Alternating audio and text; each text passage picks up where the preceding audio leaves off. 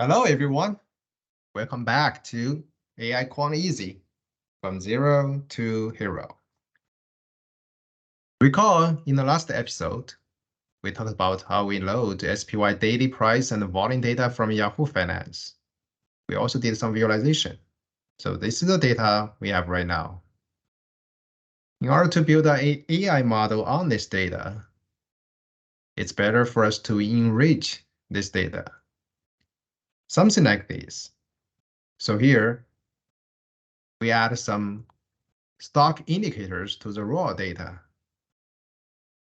Those indicators show a better picture on the trend of the stock price movement and how strong the trend is, and at which point the trend has changed. If we can feed the enriched data to our AI model, we believe the model will work better. Therefore, starting from this episode, we will talk about how to implement and visualize a variety of stock indicators that can be directly derived from the daily price and volume data. In this episode, we will first talk about the concepts of those indicators. We will organize those indicators into these four categories. They are trend indicators, momentum indicators, volatility indicators, and volume indicators. Each category describes certain characteristics of the price movement. We will pick a couple of very popular indicators in each category to talk about. So first, we'll talk about the concepts, how it works, and then in the next episode, we'll talk about how to implement and visualize them.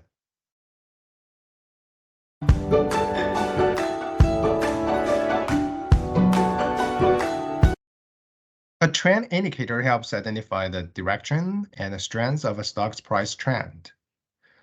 Popular trend indicators include moving averages, MACD, and ADX. So let's first take a look at moving averages. Here we have an example where we add a group of moving averages to price movement.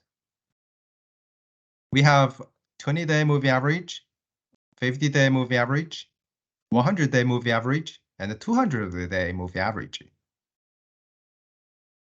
As you can see that longer-term moving average reflects longer-term price trend. This 200-day moving average shows that initially we have upper trend, and around this point, it turns to downtrend. Short-term moving average fluctuates more along with the price movement. So therefore, short-term moving average reflects much shorter-term price trend. So there are two typical types of moving average. One is called the simple moving average. The other is called exponential moving average. Simple moving average calculates the average close price over a certain period of time. For example, 20-day simple moving average calculates average close price over the past 20 days, including the current day.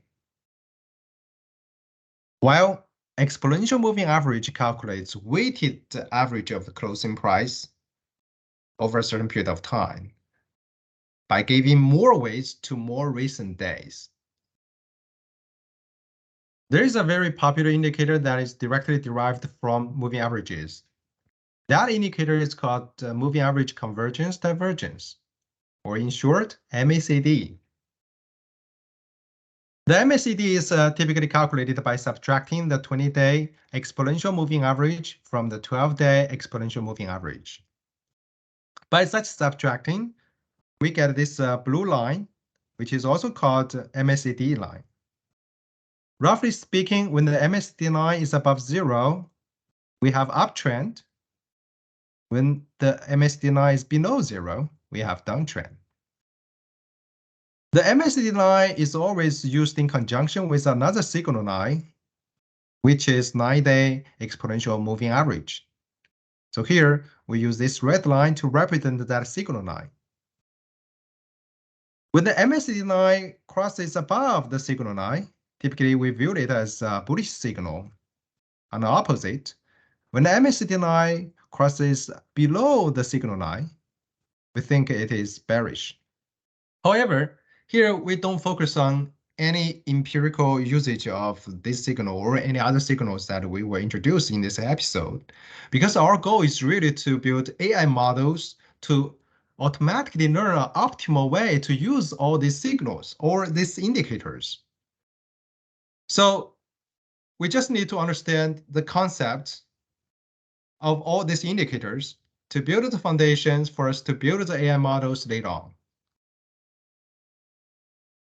There's another very popular trend indicator that is called Average Directional Movement Index, or in short, ADX. ADX is used to measure the strength of a trend. By itself, ADX is non-directional. So in other words, by ADX itself, we cannot detect the direction of the trend. ADX is typically used in conjunction with another two indicators. One is called plus DI, plus directional indicator, and the other is called minus DI, minus directional indicator.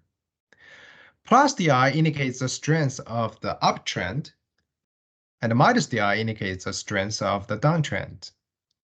In this example, we use this green line to represent plus DI, and the red line, minus DI. This blue line is ADX. At this time point, we say that the green line or plus DI is above the red line or the minus DI. We may say that at this point, we are on an uptrend. Once we know the direction by using the plus DI and the minus DI, then we can refer to the value of ADX.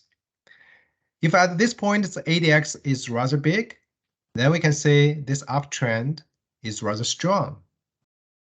Oppositely, at this time point, we have this minus DI, the red line, is above plus DI, the green line. And then we refer to ADX at this point, which is rather big as well.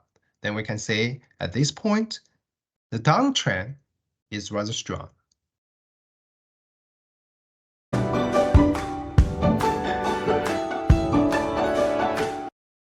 A momentum indicator is used to measure the rate of change of a stock price over a certain period of time. Popular momentum indicators include relevant strength indicator, or RSI, or stochastic oscillator. Let's first look at RSI. RSI is calculated using the following formula. So in this formula, we have something called average gain, average loss.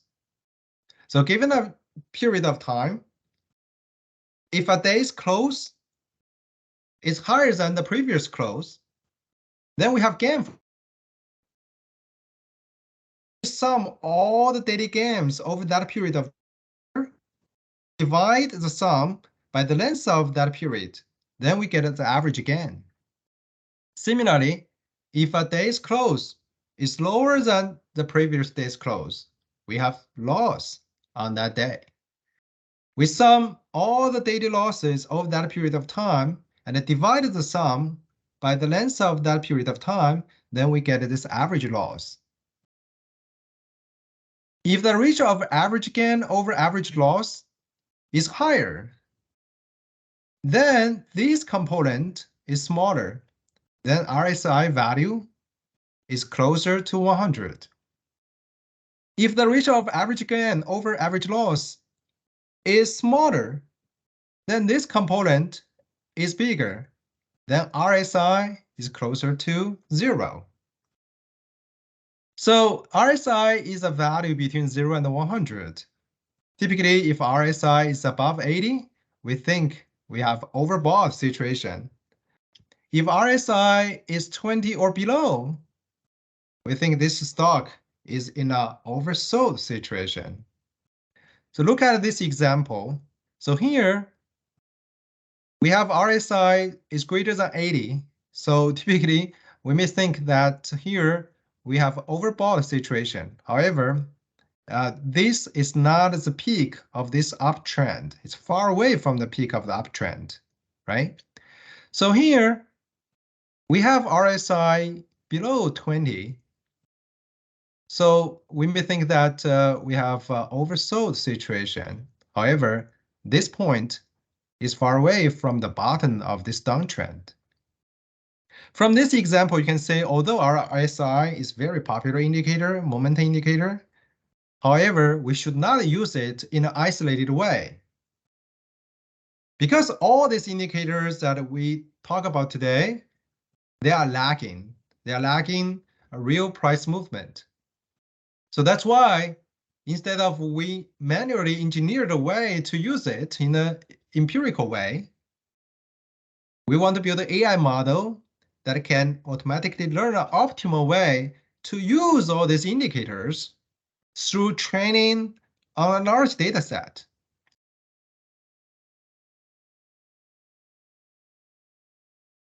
Now let's look at another momentum indicator, stochastic oscillator. The stochastic oscillator is typically made up of two lines, the percent K line and the percent D line. The percent K line is a measure of the current closing price in relation to the high and the low range over a specified number of periods. Assume that we specify the number of periods to be 14 days. So this is how we calculate percent K value for the current day. So C represents the current closing price. L14 represents the lowest price over these 14 days. And H14 represents the highest price over these 14 days. Through this formula, we calculate the percent K value for this particular day. The percent D line is the simple moving average of the percent K line. Typically, we use 3-day simple moving average. The oscillator ranges between 0 and 100, with high value indicating the security is overbought, and the value, no value indicating that it is oversold. Again, this indicator is lagging, so we shouldn't use it by itself in an isolated way.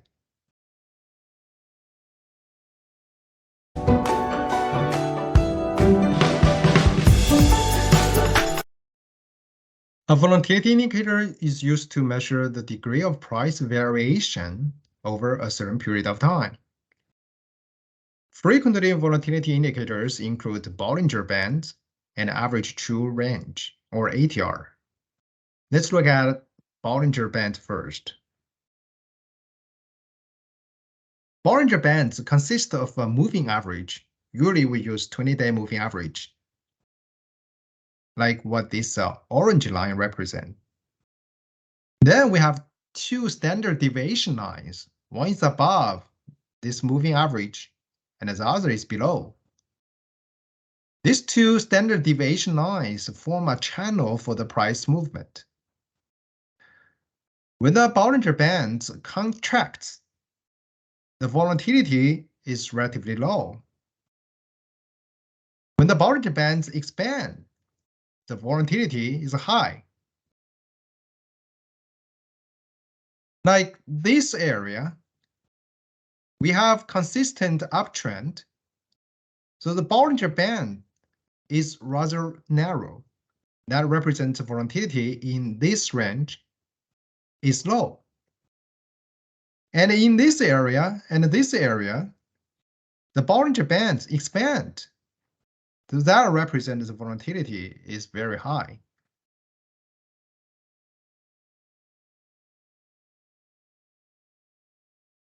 Now let's look at ATR, average true range. ATR measures the degree of variation of a security's price over time. ATR actually is the average of daily true range over a certain period of time. Let's say 14 days. So what is daily true range? The daily true range is the greatest of the following: the current high minus the current low, the absolute value of the current high minus the previous close, or the absolute value of the current low minus the previous close. So the highest of these three is the true range of that day. So ATR is the average of the daily true range over 14 days. So this is a plot of the ATR. You can see if the ATR value is high, that means volatility is high. If the value is low, that means the volatility is relatively low.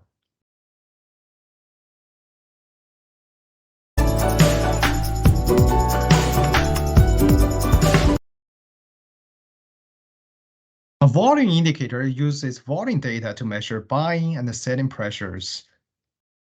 So today we'll talk about the two popular volume indicators. One is called unbalanced volume, OBV. The other is called chicken money flow, CMF. So the basic idea behind OBV is that when the price of a security is rising and the volume is high, it may indicate that there is a strong buying pressure.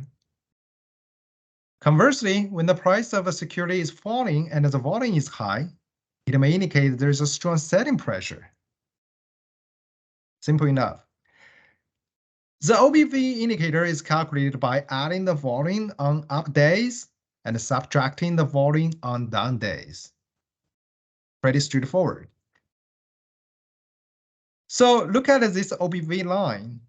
If it is rising, it may indicate that the buying pressure is increasing and the price may be likely to rise as well. So here, when the OBV line is falling, it may indicate that the selling pressure is increasing and the price may likely to fall.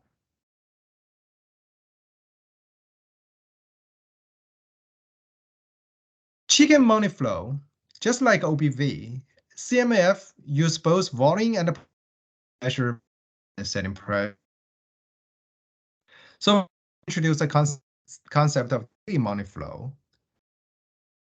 The daily money flow is calculated by current volume multiplied by the close-to-close price change. For example, for the current day, if the close price is higher than the previous close, then we have positive change. Then we multiply this positive change by the current day's volume. Then we get a positive daily flow for the current day. Reversely, if the current day's close is lower than the previous close, then we have negative change. We multiply this negative change with the current day's volume, then we have negative daily flow for this day. Then the CMF is simply calculated by summing the money flow over a certain period of time, like 14 days, and then dividing the sum by the total volume over the same period. Okay, so this is a plotting of this CMF. When CMF line is above zero, it may indicate that the buying pressure is increasing. Conversely, if the CMF line is below zero, it may indicate that the selling pressure is increasing. Okay, let me summarize a little bit. We categorize those indicators that can be directly derived from daily price and volume information of certain stock into the following four categories: trend, momentum, volatility, and volume. Each of these categories reflects certain characteristics of the stock price movement. There are some other indicators whose calculation requires external information, like implied volatility. The calculation of it requires we know the option price data. And also VIX, which is a volatility index for the whole market instead of an individual stock. For those indicators, we will talk in details in later episodes. So now we just focus on those indicators that can be directly calculated based on daily price and volume information of the certain stock. Once we understand the concept of those indicators, in the next episode, we will start to talk about how to implement and visualize these indicators. Stay tuned.